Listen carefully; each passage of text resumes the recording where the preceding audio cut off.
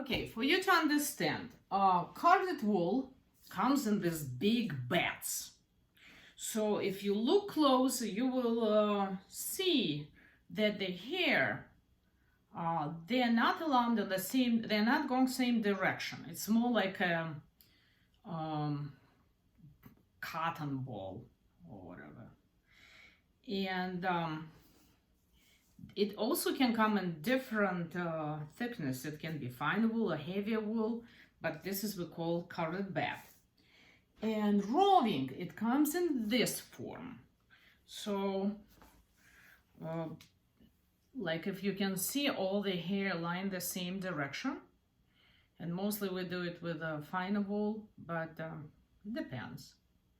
So our goal is actually to put the layers of all these different wools evenly. So there's two different techniques. There are a few different techniques how we do that.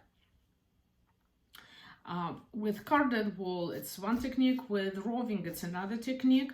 But just keep in mind, it just has to go evenly. So what I'm going to do, I need, like I say, my first layer will be heavy wool. I need to put it as the first layer. I put brown is inside, blue is outside. I make blue a little bit longer because when I fold, I want a blue to be folded inside a little bit, so on the folded part. So I just move it a little bit off center. I already prepared 2 layers, pretty even ones, and I will show you how to do that with the first layer brown, and just for you just to understand how to achieve that quality. That big bat, it comes in layers too. If you take piece of carded wool, you will see how you can separate it into the layers like that. And this is already pretty thin, but you can separate it like that with like even the layer will be thick at the beginning. So what I do, I just put a little bit, try to find a pretty thin layer. I look at on I don't know, through the window or like a lamp, and see how even is it. Some areas could be a little bit thicker, some layers could be a little bit thinner, and then I a little bit more wool there. So let's watch how I'm doing it. So I found a piece which is pretty even. I'm just putting it right here. Okay, so there's another piece which is also pretty even. I'm overlapping it nicely so it just covers everything. And I can put another piece right here. It depends on the producer. Some producers do a pretty good job. They just make all the layers very even, and all you have to do is just to pull the layer as heavy as you need. And it's just easy to work with. But some of them a little bit messier. And so I the goal is to use all wool you have, so it makes sense, right? So if you decide to with all your project requires to use like 3 ounces on wool, like for the purse, you just have to lay all your wool evenly on your template. Even if you think that it's all covered, but it all can be covered differently. Another way, see how I take a piece, I press it with my finger and I pull it a little bit here and pull it a little bit here in the areas which I think is thin for me, and then I rub it with my hands. So to press it, or I start pressing it a little bit like when it's still dry. So let's see how it goes way off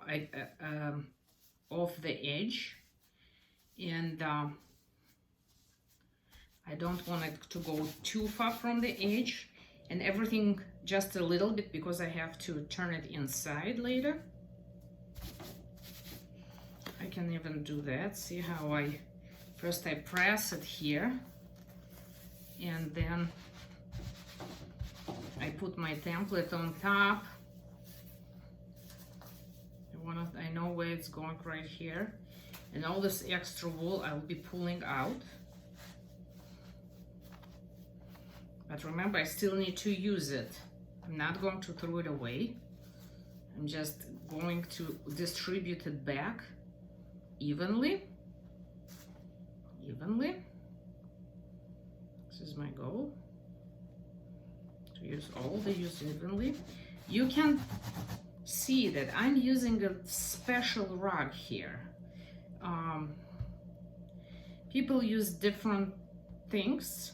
This is a little bit heavier bumps here, but for the heavier project I like it heavier because it also helps to felt when you rub it against it. This rug is I got in like a pet store, I think. It was one of the rugs they use for cats to put cat litter on top of it. But also you can find rugs with a little bit more fine bumps. They use it for as a liner for your cabinets, for example. Okay, this is the area I want to cover, so I'm taking it up. I'm looking at on the light, and I see that I have a couple thick spots and a couple thin spots. So I'm just redistributing this wool here, like that. I can add more. And seems like I'm good. I put my template here.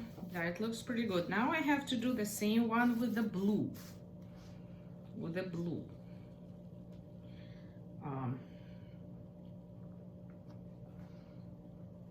it this way. Already can start doing it like that. And I can always measure the piece on the scale if I'm not sure that I use the right amount of wool. Sometimes, like most of the time, you will use a little bit more for the first layer, for the first side, and a little bit less for the second side, because for the first side you are going outside that edge. You're going outside the edge because we will have to fold it. We're doing seamless felt, right? So we're not using any. So here I have a little bit more wool here. I'll just pull it from here and add it just to prolong. Also, what will happen when we put water? When we put water on this wool, it will water will press it and distribute a little bit wider. So we have to keep in mind while laying the wool that even if I put it as large as the template itself, you will see what will happen when I water it. It will be a little bigger, which is okay, which is fine. Okay, I think I'm okay with this layer now.